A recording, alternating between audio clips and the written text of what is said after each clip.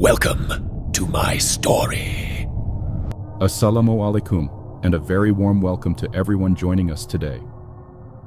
Prepare yourselves, because today I'm bringing you a story that will stay with you long after it ends.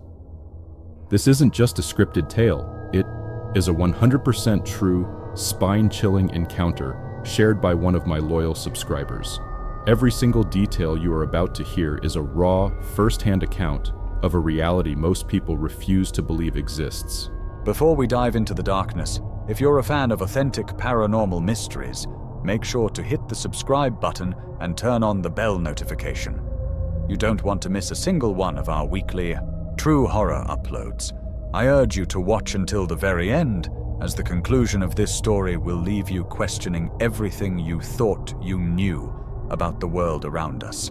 My name is Ethan, and my story begins in an old two-story rental house in a historic part of the city. What I'm about to tell you is not a bad dream or a figment of my imagination. It is a horrifying truth that has shaken me to my core, an experience that taught me that the greatest terrors don't always reside in desolate graveyards or abandoned asylums. Sometimes they live with you, breathing in the darkness right behind the plaster. This happened about 2 years ago. I was working a demanding job at a software firm, often returning home late. At the time, my parents had gone to our ancestral village for a few weeks to arrange my younger brother's wedding, leaving me completely alone in that large, creaky house. The house itself had a strange layout, filled with sealed-off doorways and awkward, unused spaces, remnants of renovations made over many decades. For the first 2 days, everything was peaceful. The silence was a welcome change from my busy office. The problems began on the third night. I was in my upstairs bedroom working on my laptop. It was just past midnight. The only sounds were the hum of my computer and the distant bark of a stray dog. That's when I heard it for the first time, a faint scratching sound. It seemed to be coming from inside the wall right next to my desk. I paused and listened. The sound stopped. I shrugged it off as my mind playing tricks, or perhaps a rodent in the walls, and went back to work. A few minutes later, the sound returned, a little louder this time. Scrape. Scrape. It was a dry, grating noise like a sharp nail being deliberately dragged across old, brittle wood from within the wall. My heart began to pound. On the other side of that wall was an old storeroom that had been sealed for years. Its only door, which opened to the outside alley, was always kept padlocked. I gathered my courage, knocked firmly on the wall, and called out, "Who's there?" The sound stopped instantly. A heavy silence fell over the room, thicker and more unnerving than before. That night my sleep was restless. The next night, the fourth night, I fell asleep early, exhausted from work. At around 2 a.m., I was jolted awake by a completely different sound. It wasn't scratching. It was a soft, muffled sobbing like a small child crying into a pillow. I sat bolt upright in bed, my blood running cold. I strained my ears to listen. The sound was coming from the exact same wall. I was so scared I couldn't even speak. I fumbled for the lamp switch on my nightstand. The moment the light flooded the room, the sobbing ceased. My fear was now turning into a terrifying certainty. Something was deeply wrong with this house. The next day, I inspected the entire house. I went outside to the alley and checked the old, rusty padlock on the storeroom door. It was untouched, just as it had always been. There was no logical explanation. The fifth night was the night my world turned upside down. I couldn't bring myself to sleep.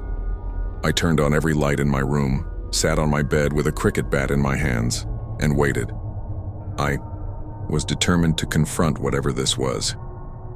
Until 1 a.m., there was nothing but absolute silence. I was just starting to relax, thinking maybe it was all over, when the scratching began again. Scrape. Scrape. But this time, it was different. It wasn't stationary. It was moving. I could hear it traveling inside the wall cavity, starting from the corner of my room, moving upwards towards the ceiling, then skittering across the ceiling over my head before descending into the wall on the opposite side. My blood turned to ice. This wasn't a rat. No animal moves like that, so deliberately, so methodically. My hands trembling, I slowly got up and stepped out of my room into the upstairs landing. I followed the sound as it traveled. It moved down into the kitchen wall on the ground floor. I crept down the stairs, my heart hammering against my ribs. I flicked on the kitchen light. The sound stopped. I retreated to the living room and sank into the sofa, my body shaking uncontrollably. It was then that I heard the scratching again, this time from right behind me. It was coming from the small storeroom built into the space under the stairs. Scrape, scrape, scrape. My eyes darted to the bottom of the small door. A fine, pale dust, wood dust, was trickling out from under it, forming a small, growing pile on the floor. Something was scratching its way out from the inside. I jumped up and screamed, "Who's in there? Get out!" In response, the scratching stopped. And then I heard it. A thin, whispering, guttural laugh.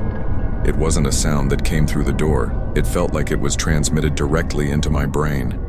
It was a dry, ancient, and utterly inhuman sound. I couldn't take it anymore. I wrenched open the front door and ran out into the street, not even bothering to close it behind me. I spent the rest of the night at a friend's house, shaking and unable to explain what had happened. The next morning, I returned with two of my friends. We took a crowbar to the storeroom door, under the stairs. It burst open, revealing nothing but old furniture and junk covered in thick layers of dust. But then my friend shone his phone's flashlight onto the walls inside. And we saw it. Our legs almost gave out from under us. The interior plaster of the walls was covered from floor to ceiling in countless scratch marks. They weren't random. They formed a single, horrifying mural. It was the grotesque, elongated figure of a man, impossibly tall and thin, with unnaturally long arms and fingers. The figure was contorted as if it were trapped and writhing in agony. And the worst part, where its face should have been, there was only a large, gaping mouth, etched deep into the plaster in a silent, eternal scream. We immediately called the landlord. When he arrived and saw the inside of the storeroom, his face turned deathly pale. With a trembling voice, he told us a story that had been passed down in his family. The house was over a century old. During its original construction, one of the laborers, a quiet and solitary man, had mysteriously vanished. Everyone assumed he had simply run off, but his body was never found. Old tales whispered that he had been accidentally sealed inside one of the walls during its construction. It was then we understood. The thing in the walls wasn't a ghost or a demon in the traditional sense. It was the tormented, desperate spirit of that worker, trapped within the house's very skeleton for 100 years. He roamed the cavities of the walls at night, scraping away with his long phantom fingers, perhaps trying to get out, or perhaps searching for someone to pull inside with him. We left that house the very same day and never looked back. But even now, 2 years later in my new modern apartment, whenever I hear a faint, unexplainable sound from a wall at night, a pipe settling, a floorboard creaking, my heart freezes. A cold sweat runs down my back and I can almost hear that dry, whispering laugh in my ears. I feel like the one who lives in the walls is still out there, restlessly roaming inside the bones of some old house, just waiting for someone to hear him. Hope you found this true story chilling. What are your thoughts on this encounter? Let me know in the comments below. If you enjoyed it, please like this video and subscribe for more true horror.